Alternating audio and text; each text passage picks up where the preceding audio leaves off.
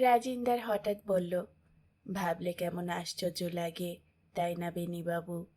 কোনো একজনের, কোনো বিশেষ একজনের কাছে গেলে, তার চোখের দিকে চাইলে, তার মুখোমুখি একটু বসলে, কি যেন এক ভালো লাগায় সমস্ত মন ভরে যায়। খুব বেশি চাইলে তার হাতে একটু হাত রাখতে চাওয়া যায়, তার চোখের পাতায় কি কানের লতিতে, অথবা তার গ্রীবায় আলতো করে একটা চুমু খাওয়া যায়। এর চাইতে বেশি কিছু মেয়েদের কাছে কখনো চাইতে নেই। জানো বেনিবাবু, প্রত্যেক মেয়েই আমার মনে হয় তাজমহলের মতো। তাদের বেশি কাছে যেতে নেই, তাদের দূর থেকে দেখে মনে মনে নিজের বাসনা ও আবেগ ও ইচ্ছে দিয়ে বাকিটা ভরিয়ে নিতে হয়। যারা তাজমহলের ভেতরে ঢুকে দু হাত দিয়ে মুখ ঢেকে কু দিয়ে তাজমহল দেখে, আমি তাদের দলে নেই। সে মালিকানায় আমি বিশ্বাস করি না। তারপর বলল, কি, তোমার কি মত? আমি বললাম, তাজমহল আমি এখনো দেখিনি, দূর থেকেও দেখিনি। আশা করি আমি কোনোদিন শাহজাহান হব। যদি হই, তবে সেদিন তোমার সঙ্গে এ বিষয়ে আলোচনায় বসা যাবে। পরের শনিবারের বিকেলে রাজিন্দারের বাড়িতে পৌঁছাতেই ও বলল, নতুন একটা এক্সপেরিমেন্ট করেছি বেনিবাবু, চলো তোমাকে দেখাই। আমি শুধলাম, কিসের এক্সপেরিমেন্ট? ও বলল, চলোই না, খুব একটা সিরিয়াস ব্যাপার, এক্সপেরিমেন্ট ইন লিডারশিপ। সে আবার কি? আহা, চলোই না। ওদের মূল বাড়ি থেকে এক পালং দূরে ও ঠাকুরদার বানানো শীষমহল ছিল। এখন অশ্বত ও নানা রকম জংলি গাছে ছেয়ে গেছে দালানটা। আমি এর আগে কোনোদিন ঢুকিনি এতে, দূর থেকে দেখেছি। ধক্কন লাল আর বাজিরাওয়ের মুখে শুনেছি যে এখন এতে সাপ ও পেতনির বাসা। তখন সন্ধে হব হব, বাইরের বড় ফটক দিয়ে ঢুকতেই গা ছমছম করতে লাগলো। কতগুলো বাদুড় আর চামচিকে ওড়াউড়ি করতে লাগলো। একটা বিচ্ছিরি পচা গন্ধ। ভেতরে ঢুকলেই অন্ধকার, ভালো দেখাই যায় না। রাজিন্দার কার উদ্দেশ্যে যেন ডাকলো, ইজ্জত, ইজ্জত, ইজ্জত। কেউ সাড়া দিল না। তারপর রাজিন্দার হাততালি দিল। হাততালি দিতেই কোথা থেকে এক রূপলি চুলের বৃদ্ধ একটা পেতলের মোমদানিতে বসানো জ্বলন্ত মোমবাতি নিয়ে হাজির হলো।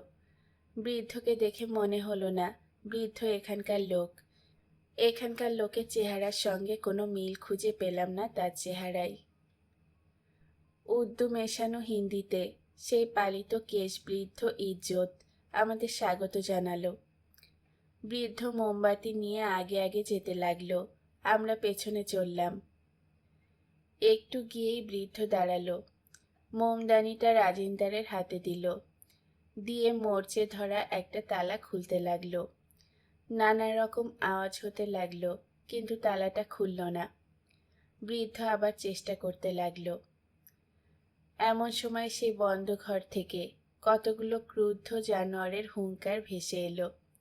আমি চমকে উঠলাম, শুধলাম, এ ঘরে কি আছে রাজিন্দার? বাঘ! হা হা করে হেসে উঠল রাজিন্দার। ছাদের ফাটল থেকে ভয় পেয়ে কটা কবুতর ডানা ছটফট করে উড়ে গেল। অন্ধকারের মধ্যে কতগুলো বাদুড় নড়ে উঠল। রাজিন্দার বলল, বাঘ থাকলে তো খুশি হতাম বেনিবাবু। একদিন যেন এতে বাঘই থাকে, অথবা সিংহ। সেই চেষ্টাই তো করছি। তোমার মুখে ফুল চন্দন পড়ুক বেনিবাবু। আমি আশ্চর্য হয়ে বললাম, কি আছে এতে, বলো না।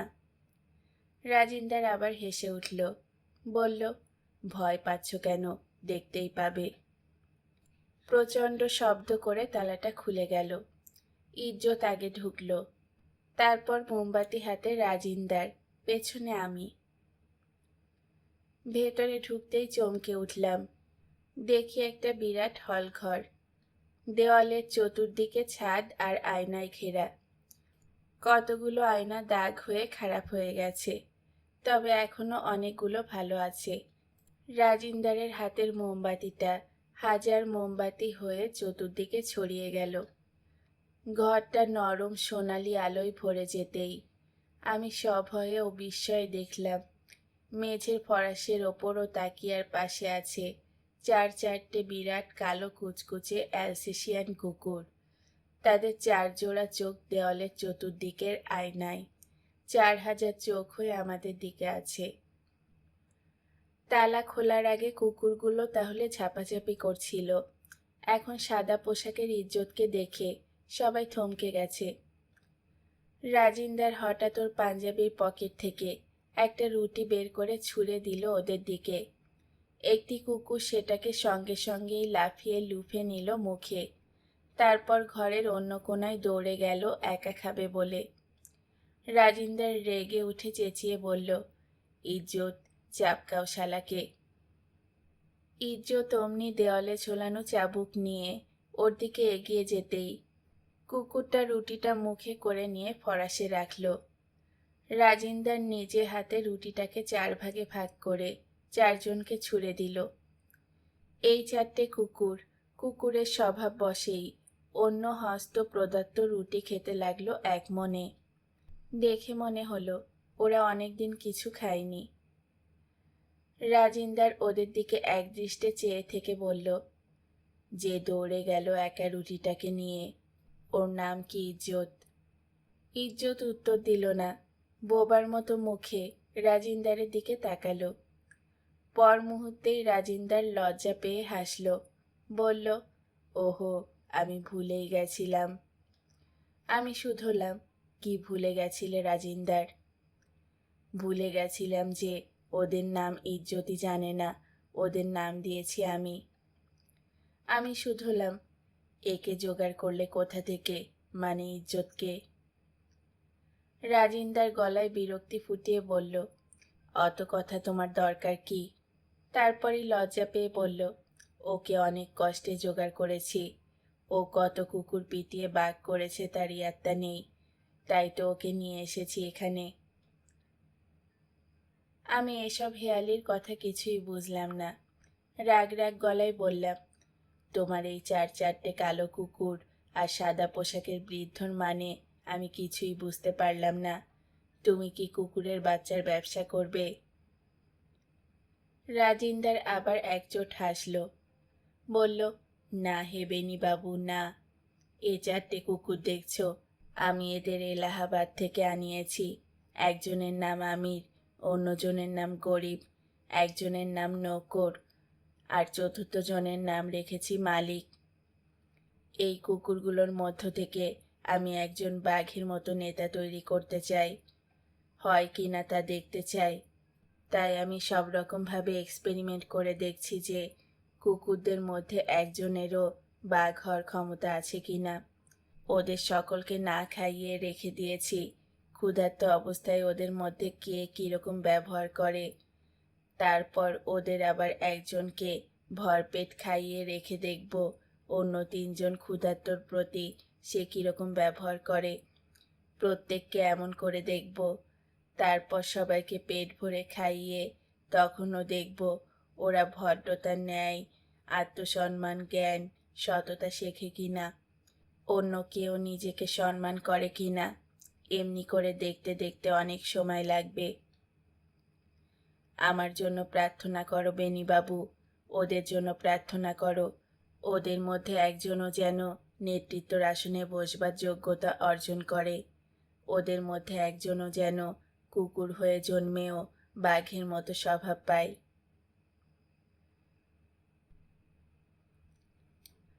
অনেকদিন রাজিন্দারের ওখানে যাওয়া হয়নি। তার ওপর মাঝে আমাকে প্রায় 2 সপ্তাহের জন্য লখনউ যেতে হয়েছিল। এখানে ছিলাম না। দেখতে দেখতে শীতের দিন গিয়ে বসন্তের দিন এসে গেল। কি করে যে দিনগুলো মাসগুলো কেটে গেল বুঝতে পর্যন্ত পারলাম না। ফিরে এসেই একটা খুব ভালো খবর পেলাম। আমার মালিক কারখানা করার সিদ্ধান্ত পাকা করে ফেলেছেন। সাধনের কথা বলতেই উনি এক বাক্যে মেনে নিলেন। তবে বললেন, কলকাতায় পড়ে লিখে আদমি এই জঙ্গলে কি থাকতে পারবেন এসে? আমি বললাম, কেন? আমি বুঝি থাকছি না? আপনার কথা আলাদা। আপনি ব্যাচেলার মানুষ, বাড়িতে বিধবা মা ছাড়া আর কেউ নেই। আপনার কথা অন্য। কিন্তু বন্ধু কি বিয়ে শাদী করেছেন? আমি অকপটে মিথ্যা কথা বললাম, হ্যাঁ করেছেন। তবে আমি বললাম, ওরা স্বামী স্ত্রী দুজনেই খুব নির্জনতা ভালোবাসে। তাছাড়া নতুন বিয়ে হয়েছে তো ওদের খারাপ লাগবে না। অতএব মালিক রাজি হয়ে গেলেন।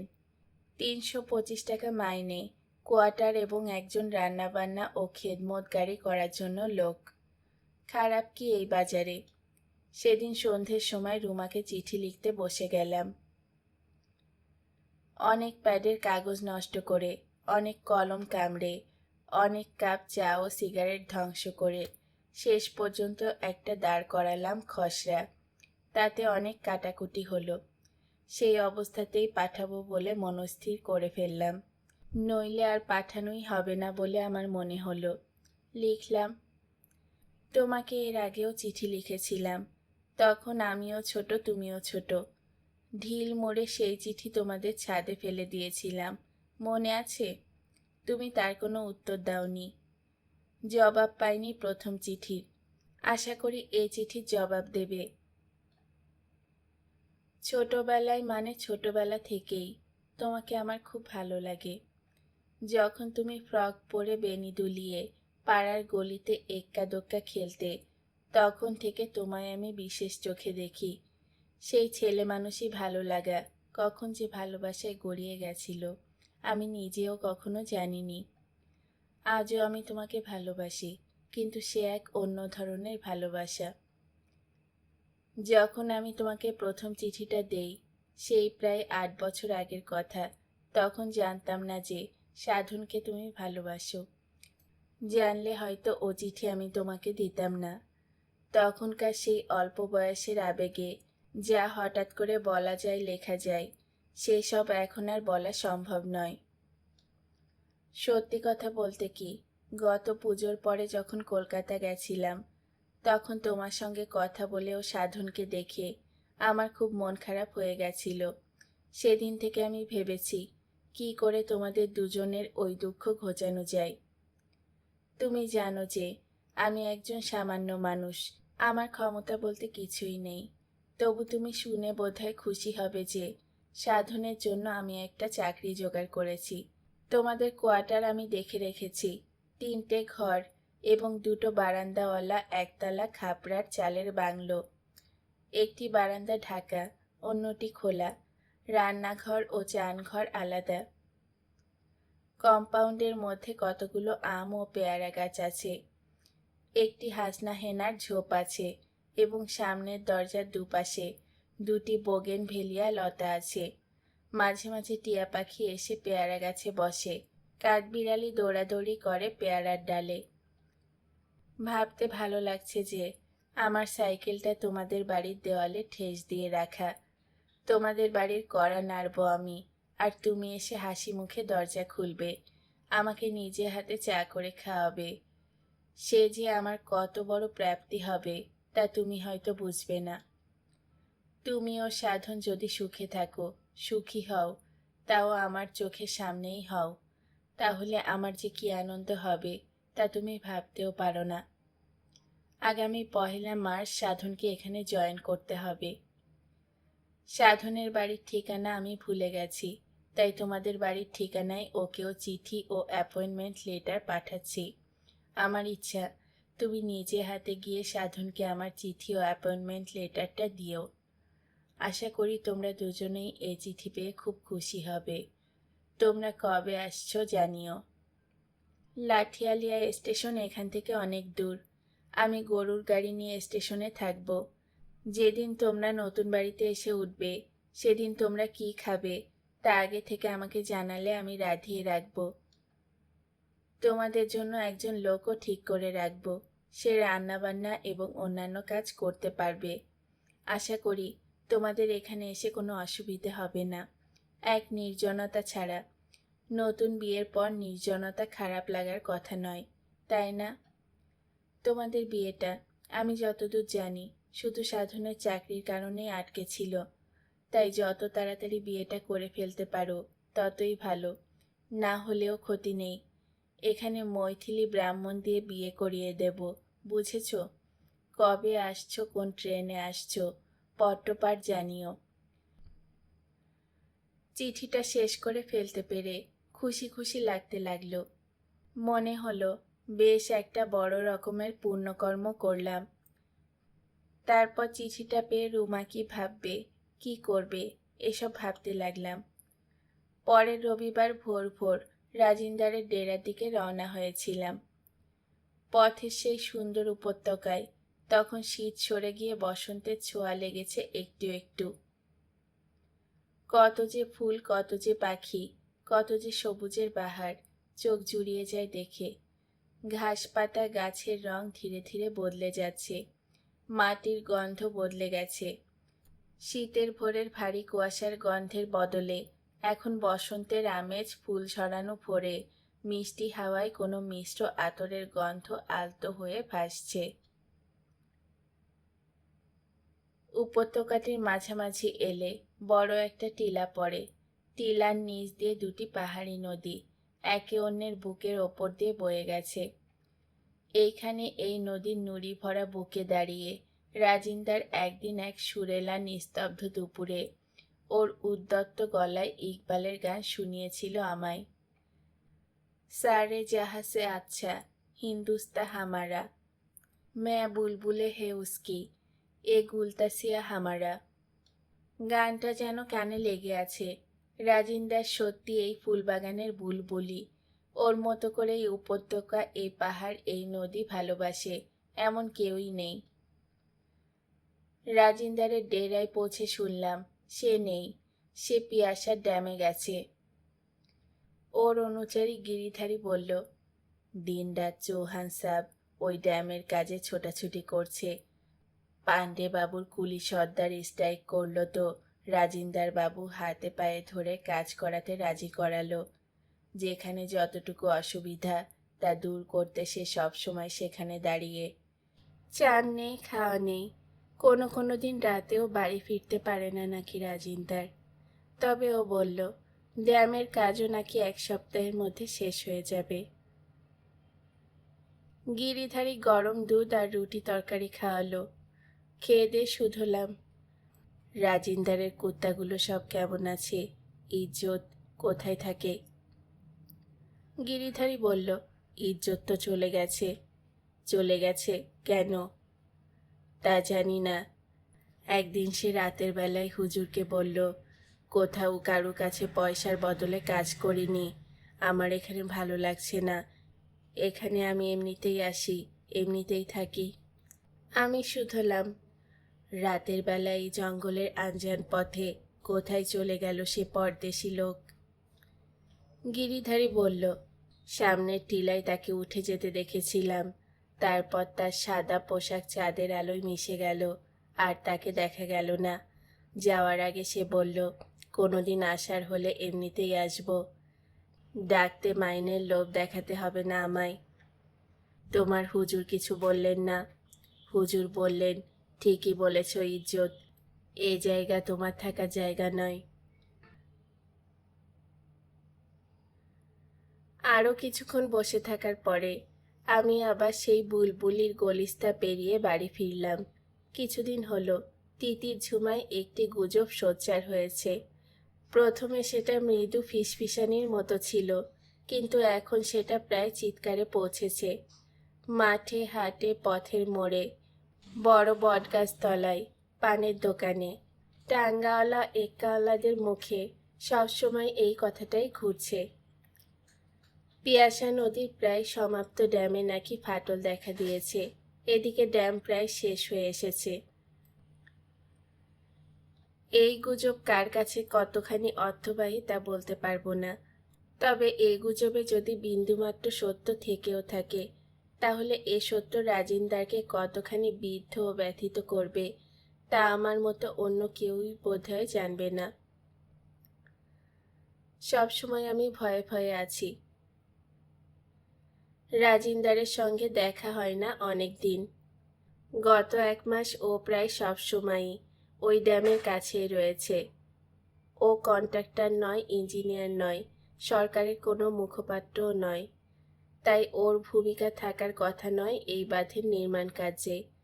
অথচ প্রায় প্রথম থেকে শেষ অবধি ওই সব করে।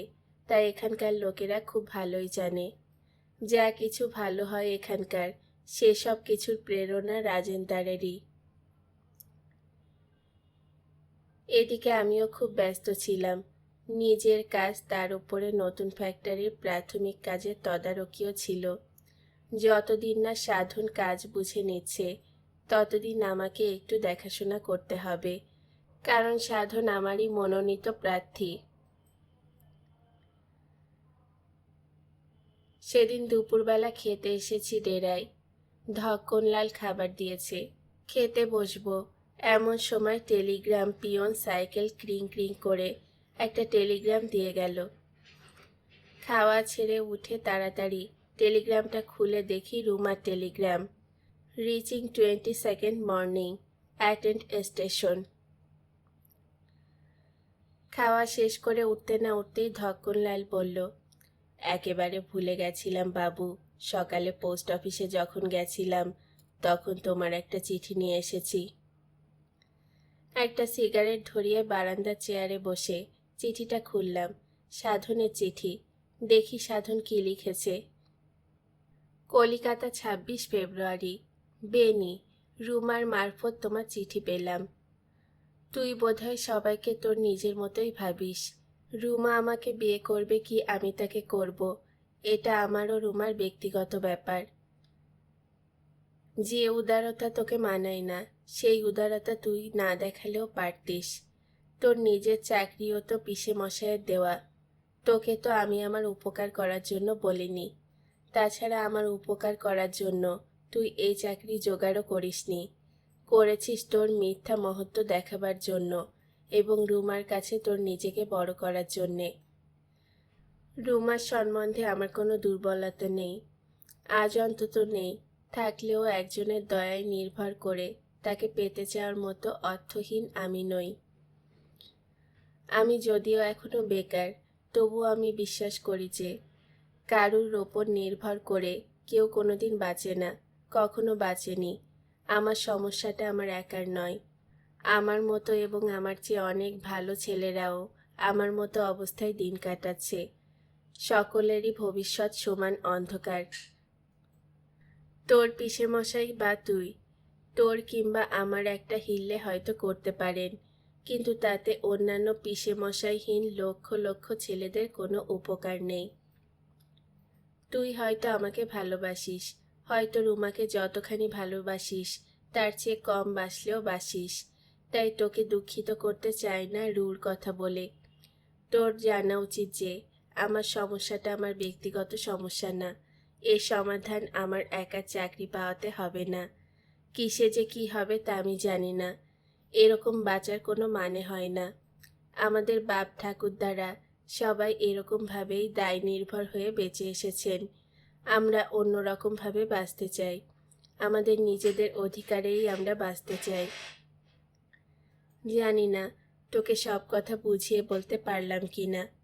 বোঝালেও তুই বুঝবি কিনা জানি না, তাই সে চেষ্টা না করাই ভালো। আমাদের পাড়ার নবীন নিয়োগীকে তুই চিনিস। ও বিএসসি পাস এবং একটা চাকরি ওর আমার চেয়েও বেশি দরকার। কেন দরকার তাও নিজেই জানাবে। নবীনকে আমি পাঠাচ্ছি। সাধন সরকার সেজে ও এই চাকরিটা করবে। 1 মার্চের আগেই ও ওখানে পৌঁছবে। সারা দেশে আজ অনেক রকম জালিয়াতি হয়, সে তুলনায় আমার এই জালিয়াতি এমন কিছুই নয়। আশা করি সাধন সরকার হিসেবে ওকে প্রতিষ্ঠিত করতে তোর কোনো অসুবিধে হবে না। তোর রুমা তোর কাছে যাবে। রুমা মাসিমাকে সব কথা বলেছে। মাসিমা সব জানেন এবং পুত্রবধূ বলে ওকে পাবেন জেনে খুশি হয়েছেন। রুমাকে পেয়ে তুই নিশ্চয়ই খুশি হবি। রুমা এই মুহূর্তে তোকে যতখানি চাই আমাকেও ততখানি চায় না। যদিও বা চাইতো তাহলেও আমার পক্ষে তাকে গ্রহণ করা সম্ভব হতো না নানা কারণে। রুমা একা যাচ্ছে পরশু তোর কাছে, ওকে স্টেশনে নিতে আসিস। এটুকু বলি শেষে যে নিজের মূর্খমিতে ভর করে জীবনে আর যাই করিস কারু পরম গর্বের জায়গায় হাত দিস না ভুলেও। আমার চাকরি নেই বলে তুই মনে করিস আমার আত্মসম্মানও নেই, আমার কোনো দায়িত্ব যে নেই তা তুই জানিস। তবে তোর মতো ফুলগাছ ঘেরা কোয়ার্টার, ঠান্ডা শরীরের পরাভূত স্ত্রী, পোষা পায়রার চাকরি আমার জন্য না। এ জীবন অন্য জীবন। আমার জীবনে শুধু আগুনের হলকা, তার মধ্যে আছি এবং তার মধ্যেই থাকব। এও এক রকমের জীবন। এ জীবনের মানে তুই বুঝবি না।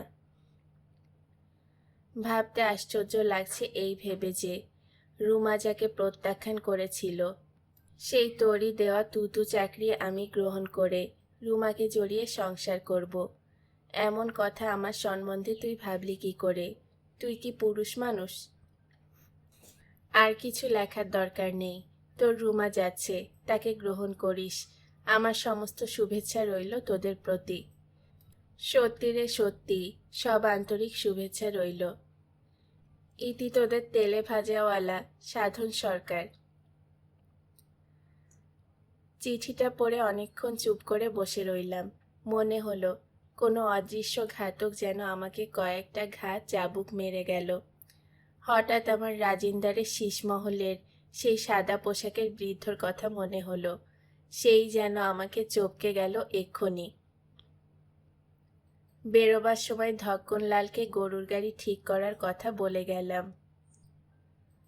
ভোরের ট্রেনে যখন রুমা আসছেই, তাকে আনতে স্টেশনে যেতে হবে। রুমা এলেই সব বিস্তারিত শোনা যাবে। সাধনের চিঠি চাবুকের জ্বালা তখনও মোছেনি মন থেকে, কিন্তু তবুও মনে হয়ে খুব ভালো লাগলো যে রুমা সত্যি আসছে, আমার ঘরে আমার কাছে থাকছে। মুহূর্তের জন্য এ কথা মনে হয়ে খুব ভালো লাগলো। সাইকেলে চড়ে খনির খুব কাছাকাছি প্রায় চলে এসেছি। এমন সময় পূব দিকের আকাশে একটা প্রলয়ঙ্কারী আওয়াজ হলো। চমকে তাকিয়ে দেখলাম আকাশ নির্মেঘ, অথচ আওয়াজটা মিথ্যে নয়। পাহাড়ে পাহাড়ে আওয়াজটা অনেকক্ষণ কাঁপল। খনির কাজ সেরে অফিসে এসে বিলিং রিপোর্ট তৈরি করছি, এটা পাঠাবো মালিকের কাছে। এমন সময় আমাদের একজন কন্ট্রাক্টর সাইকেলে চেপে এসেই খবর দিল 2 ঘন্টা আগে পিয়াসার পুরো ড্যামটি ভেঙে পড়েছে, অনেক কুলি কামিন মারা গেছে। ছোট জায়গা হলে যা হয়। কারখানার মজুররা বলল, আমরা দেখতে যাব এক্ষুনি। সকলেই খুব উত্তেজিত হয়ে উঠল। তাদের মধ্যে অনেকের আবার প্রায় দৌড়াতে দৌড়াতে ঊর্ধ্বশ্বাসে গেল, কারণ তাদের অনেকের আত্মীয় স্বজনরা সেখানে কুলি কামিনের কাজ করছিল। অফিস বন্ধ করে আমার ডেরার দিকে ফিরছি, এমন সময় পথেই রাজিন্দারের সঙ্গে দেখা। তাকে চেনাই যাচ্ছে না, দেখে মনে হচ্ছে এ রাজিন্দার নয়, যেন তার প্রেতাত্মা। রাজিন্দারের চোখের দিকে তাকাতে পারলাম না আমি। আমার মনে হলো ড্যামটা যেন আমি ডিনামাইট দিয়ে উড়িয়ে দিয়েছি নিজের হাতে। কোনো কথা না বলে পাশাপাশি সাইকেল চালিয়ে আমরা ডেরায় এলাম। রাজিন্দার বারান্দায় বসলো। ওর চুল উস্কো খুস্কো, মুখ শুকনো, চা পর্যন্ত খেলো না। ও পাগলের মতো কথা বলতে লাগলো। সব ঘুণ ধরে গেছে বেনিবাবু, ঘুণ পোকায় আমাদের মেরুদণ্ড খেয়ে গেছে। কিছু করা যাবে না এখানে, কিছুই করা যাবে না। আমি বললাম, রণধীর পাণ্ডেকে জিজ্ঞেস করলে না কেন এমন হলো? জিজ্ঞেস করলাম না মানে, শালার গলা টিপে আমি ওখানে শালাকে মেরে ফেলেছিলাম আর একটু হলে। কিন্তু ও যা বলল তাতে দেখলাম অসংখ্য বড় লোক এবং গরিব লোকের গলা টিপে তক্ষুনি মারতে হয়। তেমন জোর তো আমার হাতে নেই বেনিবাবু, তাছাড়া তা করেই বা কি হবে? আমি শুধলাম, কি শুনলে পাণ্ডেবাবুর কাছে? রাজিন্দার একটু চুপ করে থেকে বলল, শুনলাম কলঙ্কের ইতিহাস, কুকুরের রোজ নামাচার কথা, জনদরদি নেতা থেকে আরম্ভ করে সরকারি বড় ছোট সব অফিসার, কেরানি ব্যবসাদার এবং আরও অনেক বেসরকারি লোক যাদেরকে তার নানাভাবে পেট ভরাতে হয়েছে, এবং সে নিজেও সিমেন্টের সঙ্গে কাদা মিশিয়ে চালিয়েছে। আশ্চর্য, সব সময় সঙ্গে থাকলাম, অথচ বুঝতে পর্যন্ত পারলাম না কিছু। ওকে যখন বললাম, শালা, তোমাকে এক্ষুনি গলা টিপে মারব, ও বলল, আমি ব্যবসাদার মানুষ, 2 পয়সা কামাবো বলেই এতদিন ধরে এত ঝামেলা করেছি। আমি কি ঘরের খেয়ে বনের মোষ তাড়াবো? এ ড্যাম তো আমার একার সম্পত্তি নয়, দেশের সম্পত্তি। এ কথাটা যদি দেশের অন্য কেউ না বোঝে, নেতা এবং বড় আমলারাও না বোঝে, তবে আমার একার কি বোঝার দরকার বলো? বলল, অন্য সকলে যদি বিনা মেহনতে, বিনা লগ্নিতে বসে বসে পুকুর চুরি করে, তাহলে আমি দিনরাত মেহনত করে কি ঘরের টাকা দেশের জন্য গচ্ছা দেব? তাছাড়া এমনি করেই তো এ পর্যন্ত কত কাজ করলাম, সবই উঠে গেল। এ আমার বদনসিব, তাই এত তাড়াতাড়ি ভেঙে গেল। এ অবধি বলে রাজিন্দার অনেকক্ষণ চুপ করে থাকলো। তারপর বলল, শুনলে বেনিবাবু, আমার এত স্বপ্নের, এত কল্পনার পিয়াসা ড্যাম আজ ভেঙে গেল। কত লোকের ট্যাক্সের টাকা, কত লোকের পরিশ্রম, কত লোকের স্বপ্ন সব গুড়িয়ে গেল। বেনিবাবু, কিছু করা যাবে না, এখানে কিছু করা যাবে না। আমি আজই অন্য কোথাও চলে যাব। আর কোনো কথা না বলে রাজিন্দার সাইকেলে উঠে চলে গেল। আমার দিকে ফিরে পর্যন্ত তাকালো না। অথচ আমার আজ ওকে এত কথা বলার ছিল। আমার রুমা আসছে কাল ভোরে। আমার জীবনে কত বড় একটা পরিবর্তন হতে যাচ্ছে। ঠিক এমন সময় পিয়াসা ড্যাম ভেঙে পড়ল। ভাঙার সময়টা কি অন্য কোনো সময় হতে পারত না? ড্যাম ভেঙেছে, তা আমি এখন কি করব? কাল আমার রুমা আসছে। এ সময়ে আমার এসব দেশের ও দশের ভাবনা ভাবার সময় নেই। রাজিন্দা চলে যেতেই আমার দেশ, আমার সমাজ, পিয়াসা ড্যাম, এসব কিছু বড় বড় চিন্তা আমার মন থেকে উবে গেল। আমি ঘর গোছাতে লাগলাম, চতুর চড়ুই পাখির মতো। তখনই নোংরা হয়ে যাওয়া বিছানার চাদর, বালিশের অয়ার, তোয়ালে সব কাচতে দিলাম। বইয়ের তাক গুছিয়ে রাখলাম। রুমা যে ঘরে শোবে, সে ঘরে 4 পায়া আলনা এসব ঠিকঠাক করে রাখলাম। ও ঘরের বাথরুমের জানালার একটা কাচ ভাঙা ছিল, সেখানে ময়দার আটা করে কাগজ সাঁটালাম। এখন না করলে আর সময় পাবো না। আমার ভোর 4টেয় বেরোতেই হবে স্টেশনে যাওয়ার জন্য। সব কাজ শেষ করে কাল ধক্কনলাল রুমার জন্য বিশেষ কি রান্না করবে না করবে তা বলে দিয়ে চান করতে যাব। তখন রাত প্রায় 8টা। এমন সময় বাজিরাও দৌড়াতে দৌড়াতে এসে খবর দিল, সত্যানাশ হো গয়া বাবু, সোহান সব জিন্দা নাহি হে। তারপর কি করে কিভাবে পাহাড় পেরিয়ে উপত্যকার মেরুদণ্ডী পথে সাইকেল চালিয়ে রাজিন্দারের ডেরায় পৌঁছালাম, আমি নিজেই জানি না। তখন কৃষ্ণপক্ষ, আকাশে আলো নেই, তারাদের আলো ছাড়া। দূর থেকে রাজিন্দারের বাড়িটাকে ভূতের বাড়ি বলে মনে হচ্ছিল। আমি পৌঁছাবার প্রায় সঙ্গে সঙ্গে উল্টো দিকের পথ দিয়ে কোতোয়ালির বড় দারোগাও এসে পৌঁছল। শীষমহলের কাঠের চওড়া দরজাটা হাঁ করে খোলা ছিল, মধ্যে একটা হ্যাজাক জ্বলছিল। আয়নায় আয়নায় সেই উজ্জ্বল আলো চতুর্দিকে চোখ ধাঁধিয়ে দিচ্ছিল।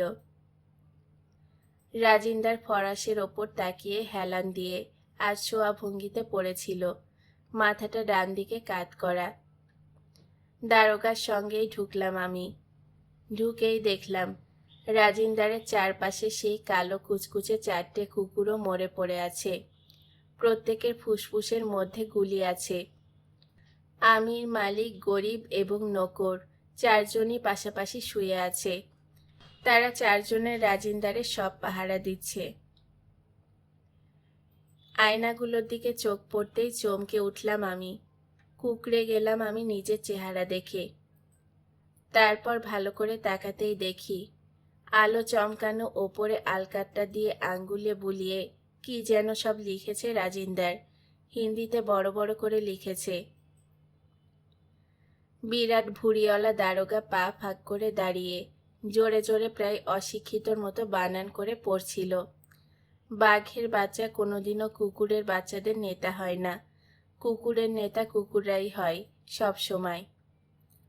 দারোগা একটু চুপ করে থাকলো, তারপর স্বাগতোক্তি করলো, দিমাগ খারাপ হো গয়া থা।